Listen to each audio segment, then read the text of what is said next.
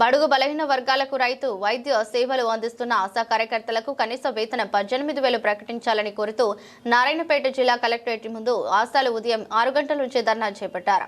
మధ్యాహ్నం వరకు కూడా జిల్లా కలెక్టర్ స్పందించలేదని ఆవేదన వ్యక్తం చేశారు. ఎన్నికల హామీల మేరకు కనీస వేతనం ఇవ్వాలని సిఐటియు నాయకులు జి వెంకటరామరెడ్డి, ఆశా యూనియన్ నాయకులు బాలమణి, మిస్కిన్, అనురాధ డిమాండ్ చేశారు.